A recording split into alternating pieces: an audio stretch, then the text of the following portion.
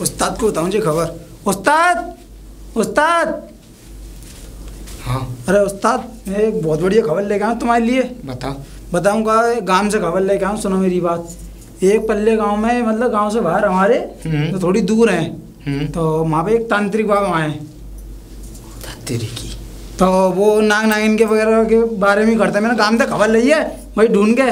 अरे तू डरपोक है। उस्ताद डरपोक की क्या बात है? बात ऐसी है कि बिरजू कमजोर था इसलिए मारा गया, लेकिन हमें कोई नहीं मार सकता। ये बंदूक है ना हमारे हाथ में।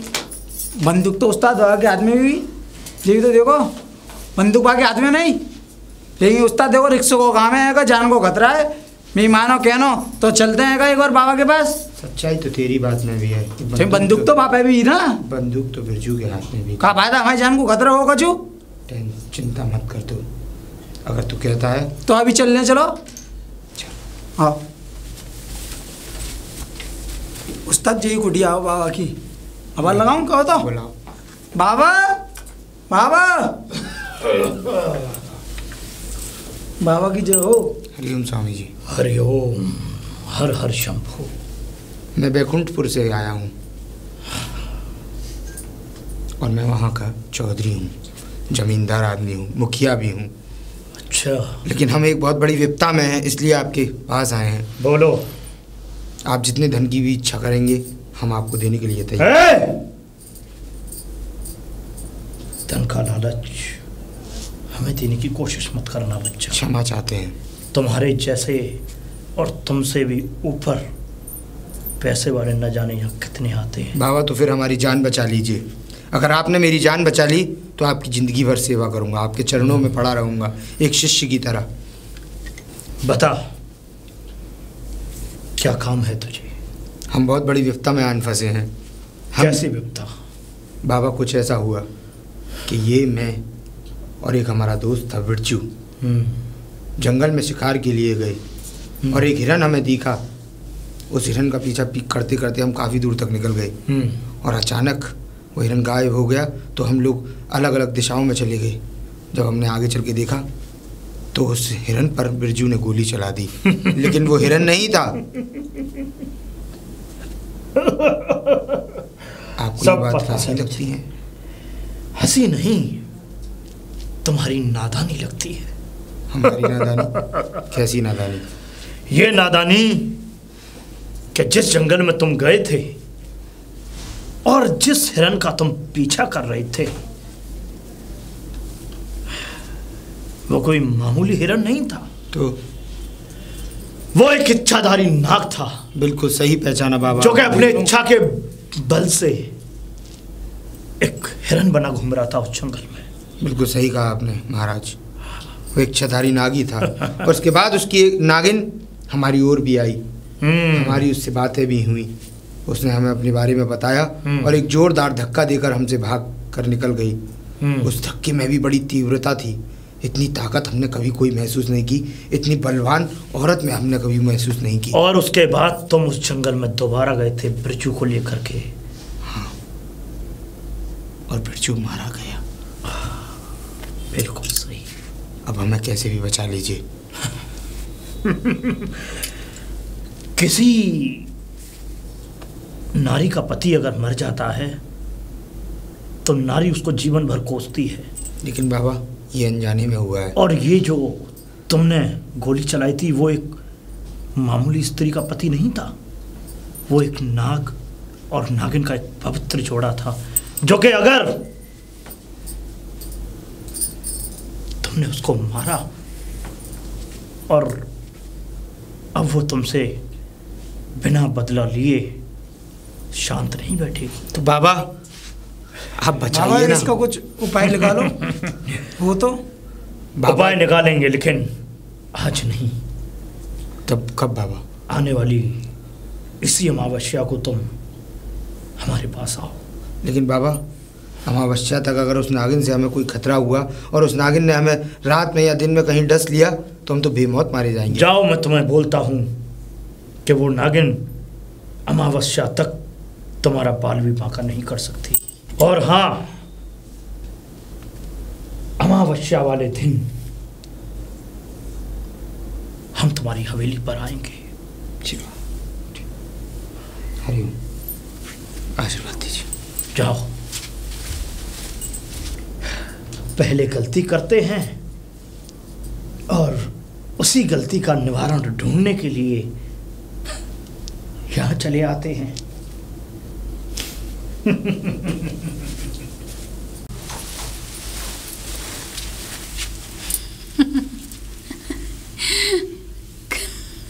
लगता है बाबा से मिल के आ रहा है, अपनी जान की भीख मांग के आ रहा है। मुझे लगता है 15 दिन की मोहलत लेके आया है। तुझे क्या लगता है, तू फिर भी बच जाएगा? ये लड़की तुझे कैसे मालूम पड़ी फिर? मैं नागिन हूँ, मैं इच्छाधारी एक नागिन हूँ, मुझे सब पता रहती है। मुझे क्या पता चल गई, लेकिन तू चल 15 दिन की मोहलत तो ले आया सकती से, लेकिन तू 16वें दिन कहाँ जाएगा? फिर तो मारा जाएगा ना मेरे हाथों से, जैसे मैंने एक को मार दिया। ये लड़की तू मेरा कुछ नहीं कर सकती है। मैं? हाँ। मैं तेरा कुछ नहीं कर सकती? वो भी ऐसे ही बोला तो वो तो मारा गया, अब तेरी बारी है, तू भी मारा जाएगा। बस 16वें दिन, 15वें दिन तुम्हारा, 16वें दिन मेरा। ठीक है, जो कराया कर लियो। देखते हैं तुझे कैसे जिंदा छोड़ सकती हूँ मैं। उस्ताद को बताऊँ जी खबर। उस्ताद, उस्ताद। हाँ राका। मैं उस्ताद, वो मेरे को लड़की मिली। कौन लड़की? जो मैं आपको बताया नहीं है। कौन लड़की? हम बाबा के पास किसके लिए गए थे हम? नागिन। नागिन? हाँ। कहाँ? अरे मैं जंगल की तरफ जा रहा था, तो उसने तुझसे शिकार करने के लिए। उसने तुझसे कुछ? अरे कुछ नहीं बोल, उसको जे और पता पड़ गया, हम बाबा आ रहे हैं, हमारे पास 15 दिन की मोहलत मिल गई हमें। मतलब कि वो 15 दिन तक हमारा कुछ नहीं बिगाड़ सकता? हाँ। बाबा का आशीर्वाद काम कर रहा है। चलो एक बात तो समझ में आ गई कि उस बाबा में। और उस्ताद धमकी और दे रही थी। किस बात की धमकी? 15 दिन आपके हैं, 16 दिन मैं, 16 दिन मेरा है। 16 दिन? 16वां दिन तो उस बाबा का है, जब उसको वो पिटारी में बंद कर कर मौत की घाट उतार देगा, उस दिन आएगा खेल का असली मजा। लेकिन एक बात समझ में आ गई कि 15 दिन तक वो हमारा कुछ नहीं बिगाड़ पाएगी। उस्ताद जब चाहती तो वो मेरे को जब भी टेस्ट लेती। बात तो सही है, जा आराम कर। बाबा से 15 दिन बाद फिर मिलना होगा। वैसे बाबा ने कहा है कि मैं खुद आएंगे वो, अगर वो नहीं आते तो 15वें दिन हम फिर से चलेंगे। उस्ताद जाना पड़ेगा? हाँ ठीक उस्ताद। हरिओम, हरिओम। अच्छा हुआ तुम मुझे यहीं मिल गए। मुझे ये बताओ कि उन दोनों की रक्षा कर रहे हो हैं? मैं ये कह रही हूँ कि तुम उन दोनों के बीच में से हट जाओ, वरना मैं तुम्हारा भी वही हालत करूंगी जो एक का किया है। नागिन, मैं तेरी सब चालाकियां जानता हूं। मैं जानता हूं कि उन लोगों में से एक ने तेरे पति को मार दिया है। हाँ, मेरे नाक को मारा है, मैं उसी का बदला ले रही हूँ। लेकिन सुन, लेकिन मेरे बदले के सामने तुम ना आए तो ही अच्छा है। एक बात और नागिन, मेरी बात कान खोल करके सुन। बात यह है कि जिसने तेरे पति को मारा था, तू उससे अपना बदला ले चुकी है, और अब अगर तू इन दोनों के साथ वही सलूक करना चाहती है जो तूने अपने नाक के हत्यारे का किया था, वो मैं होने नहीं दूंगा। उनको अब तू छेड़ नहीं सकती। कौन मैं? ऐसा हो ही नहीं सकता। मैं उन दोनों को मारूंगी और जरूर मारूंगी। मैं अपने पति का बदला लूंगी। देख नागिन, वो उसमें तुम भी नहीं रोक सकते हो मुझे। हमसे बहस करने वालों के चीथरे चीथरे हो गए, और हम नहीं चाहते कि तू एक स्त्री होकर के हमसे बहस करे जा रही है। हमने जब बोल दिया कि जिस हत्यारे ने तेरे नाक की हत्या की थी उसका तूने बदला ले लिया है। और हाँ, ये बात भी मैं बखूबी जानता हूं कि तू एक इच्छाधारी नागिन के रूप में यहाँ स्त्री खड़ी हुई है। और देख नागिन, मैं तुझे एक बात बता दूं, तूने अगर उन दोनों से या उन दोनों से तूने अपने नाक का बदला लेने की कोशिश की, मुझसे बुरा कोई नहीं होगा। तू इस बात को बहुत अच्छे से जानती भी है, समझी? न जाने कितनी नागिन मैंने अपने यज्ञ में भस्म कर दी। भस्म तो तूने कमजोर का किया होगा, मैं कमजोर नहीं हूँ, मैं इच्छाधारी नागिन हूँ, मुझसे कोई नहीं जीत सकता है। और रही उन दोनों की बात, उसमें मेरे जो नाग को मारा है उसमें वो दोनों शामिल थे, तो मैं उनको कैसे जिंदा छोड़ सकती हूँ? मैं उनको मारूंगी और उसमें तुम भी नहीं बचा सकते। अच्छा। मैं कह रही हूँ अब भी वक्त है, पीछे हट जाओ, मेरे रास्ते में ना आओ। ठीक है, बहुत बढ़िया। तू चाहती है कि तू उन दोनों को मारेगी और मैं चाहता हूं कि उन दोनों को तू हाथ भी नहीं लगा सकती। और जा, मैं तुझे एक चुनौती देता हूं कि तेरे पास जितनी भी शक्तियां, जितने भी तोबे, तंत्र मंत्र, जो भी कुछ हो, सब का सब तू उन शक्तियों को अपनी को आजमा लेना। और एक मैं भी हूं जो उन दोनों बच्चों को कुछ भी नहीं होने दूंगा। मैं भी देखती हूँ कैसे बचाती हो तुम उन दोनों को।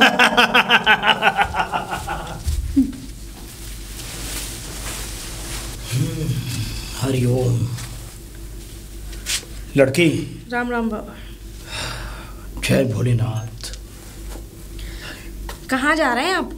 मैं तुझसे पता पूछना चाहता हूँ। हमारे गांव में पहली बार देखे इतने काले कुबड़े से बाबा। स्त्री, मुझे मुखिया के घर का पता बताओ। मुखिया? आपका कुछ रिलेशन है उनसे? मेरा रिलेशन नहीं है। नहीं, बगैर रिलेशन के तो कोई जाता भी नहीं है। तो पर मैं जाना चाहता हूँ, बस तू इतना बता कि उसके घर का पता किधर है, किधर होकर के जाना है मुझे। क्यों? वहाँ क्या कोई वो चल रहा है? वहाँ पे कोई फंक्शन चल रहा है? देख स्त्री, तू मुझे नहीं पहचान सकी। तुम उनके घर ना ही जाओ तो सही है। सही बताऊं, उसके घर उससे जो कांटेक्ट बनाता वो फंसता ही है।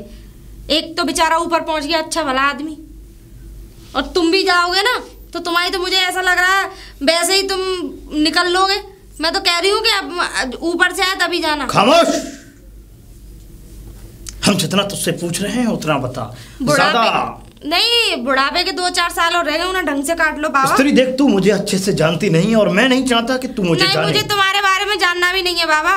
मैं क्या करूंगी तुम्हारे बारे में? इसलिए मैं भी नहीं चाहता कि मैं तुझे अपने बारे में बताऊं। ठीक है, बस मैं जितनी बातें तुझसे पूछ रहा हूँ उतनी बातों का मुझे उत्तर। चलो तुम्हारी इच्छा है, अगर ना मान रहे हो तो देखो वो सामने वाली जो हवेली सी बन रही है ना, वो उन्हीं का घर है। ठीक है। ठीक है, जय भोलेनाथ। जय भोलेनाथ। अभी तो बाबा आए, कल को तांत्रिक आएंगे, कल को ना जाने कौन कौन आएंगे। पता नहीं इस गांव का ना जाने क्या होकर रहेगा, भगवान जाने। हरिओम शंभो त्रिपुरारी, हर हर महादेव। खुश रहो। आइए आइए बाबा, कमरे में। नहीं, हम कमरे में नहीं जा सकते। क्यों बाबा? मुझसे कोई गलती हो गई क्या? गलती नहीं, हमारे पास इतना वक्त नहीं है कि हम तुम्हारे यहाँ एक अतिथि की तरह यहाँ पर आदर सम्मान पा करके हम यहाँ बैठे उठें। हमारे पास इतना वक्त नहीं है।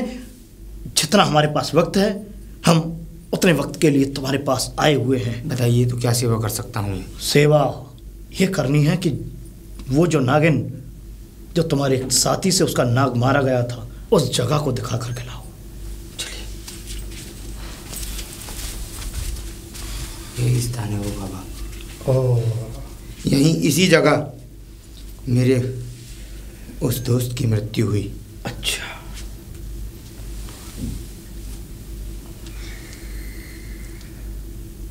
त्र्यंबकम यजामहे सुगंधिं पुष्टिवर्धनम पूर्वारुकमेन वंदना मृत्युन्मुक्षीमामृता। बेटे, क्या बात यह है कि जिस नागिन का नाग तुम्हारे साथी ने मारा, हाँ, और तुम जो साथ मिले हुए थे जी, वो कोई मामूली नागिन नहीं है। तो वो बहुत ही शक्तिशाली नागिन है, बहुत ही विशाल नागिन है। तो बाबा इसका कोई ना कोई समाधान तो होगा ना? समाधान हो भी सकता है और इसका समाधान मेरे बस में भी नहीं हो सकता। बाबा ऐसी बात मत कीजिए। नहीं बेटे, मेरी आखिरी उम्मीद है आप। आखिरी उम्मीद? मैं जानता हूं कि तेरी आखिरी उम्मीद मैं हूं और तूने इतने दिन जो भरोसा किया वो मुझ पर किया था, लेकिन बाबा अगर आप ही ऐसी बात करेंगे तो मैं भरोसा किस पर करूंगा? कोई ना कोई उसकी शक्ति का तोड़ तो होगा। तोड़ नहीं है बेटे। क्यों आगे? वो मामूली नागिन नहीं है। तो इस बात को बखूबी जान, वो मामूली नागिन नहीं है। तो बाबा कुछ ना कुछ तो ऐसा निकालिए समाधान जिससे हम लोग बच सकें। वो एक ऐसी नागिन है, मणिधारी नागिन है वो। मणिधारी नागिन? और जिन नागिनों के पास मणि की प्राप्ति होती है जी, वो नागिन कभी भी किसी भी वक्त कुछ भी कर सकती हैं बेटे। बाबा आपको जो चाहिए मैं उस चीज की व्यवस्था करके मुझे चाहिए होता तो दौलत शोहरत क्या नहीं मांग सकता मैं अपने शिष्यों से? क्या नहीं दे सकते वो लोग? तो बाबा मुझे बचा लीजिए। लेकिन बेटे मैं आपसे अपनी मौत, अपनी जिंदगी की गुहार मांगता हूँ, भीख मांगता हूँ। समझने की कोशिश कीजिए। समझ रहा हूं। मैं जानता हूं कि जाने अनजाने में तुम लोगों से गलती हुई है। बाबा अनजाने में ही हुई है। अगर जानबूझकर हमें पता होता कि वो एक इच्छाधारी नाग है तो कभी मैं बिरजू को उस पर गोली चलाने ही नहीं देता। हाँ बेटे, और मुझे तुम्हारे अंदर जो मासूमियत दिखती है, जितना कि तुम डरे हुए हो, एक गांव का एक मुखिया जो राजा होता है। पर बेटा सुनो। बोलिए बाबा। कर सकता हूं मैं कुछ तुम्हारे लिए। मैं आपके चरणों में सेवक बनकर पड़ा रहूंगा। कोई ज़रूरत नहीं है, बस तुम्हारी जिंदगी बचे है। सुनो मेरी बात। बताइए। 108 हवन कुंड बनवाने होंगे तुम्हें। जी बाबा। और तो और उन हवन कुंडों की सामग्रियां हर हवन कुंड के पास होनी चाहिए। जी, जैसी आपकी आज्ञा। 5-5 चंदन की लकड़ियां। जी। और जो भी सामग्री मैं तुम्हें बताऊंगा और जो भी हवन कुंड के मायने में होती हैं, उस सारी सामग्रियों का बंदोबस्त करके रखना। जैसी आपकी। यह हवन कुंड कोई मामूली हवन कुंड नहीं होगा बेटे। तो इसमें क्या होगा बाबा? इस हवन कुंड में, इस जंगल में जितने भी नाग और नागिन रहते हैं, वो सारे नाग नागिन उस हवन कुंड में आ करके बारी बारी से अपनी आहुति देंगे। जी बाबा। ये हवन कुंड मैं पहली बार तेरे लिए कर रहा हूं। चलो आइए बाबा। राका, राका। अरे उस्ताद कैसे आना हुआ? ये सामान का। सामान? क्या को सामान है? ये हवन का सामान है। अच्छा, तो वो आ गए थे हैं? बाबा घर पर आए थे। अच्छा। उसके बाद मैं उस जंगल में उस जगह पर भी बाबा को लेकर गया था जब बिरजू की मौत हुई थी। अच्छा। लेकिन बाबा भी हिम्मत हार चुके हैं। क्या बताई फिर बाबा ने? कुछ बताई ना बताई? वही तो बता रहा हूँ, सुनो तो सही कान खोलकर बाबा से। बाबा भी हिम्मत हार चुके हैं।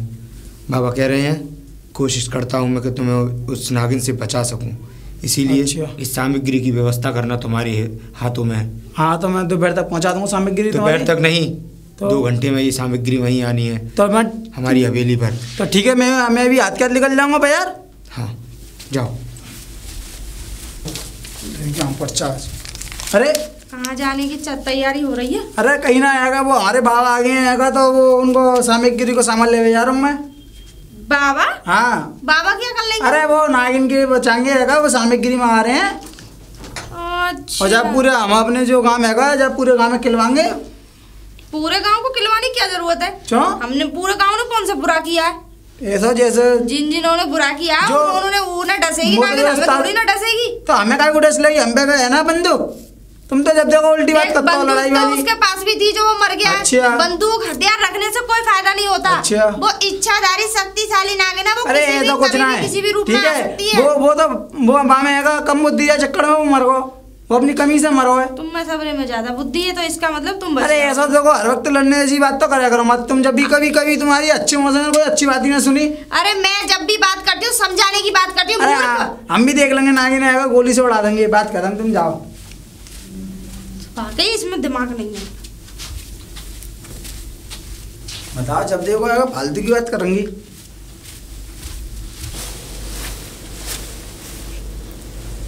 ये आ रहा है। आजा बेटा आजा, तो ही आजा। सीधा तू अपनी मौत के पास आ रहा है। आज मौका मिला है ना, तेरा 15वें दिन तो खत्म हो गया, मेरा दिन है ये 16वीं। आज तेरी जान गई। आजा, मैं भी देख। पता नहीं ये जगह सुबह का गया हुआ है, कहाँ चला गया। सामान लेने भेजा था, शाम होने को है लेकिन इसका सामान नहीं आया। देखता हूँ।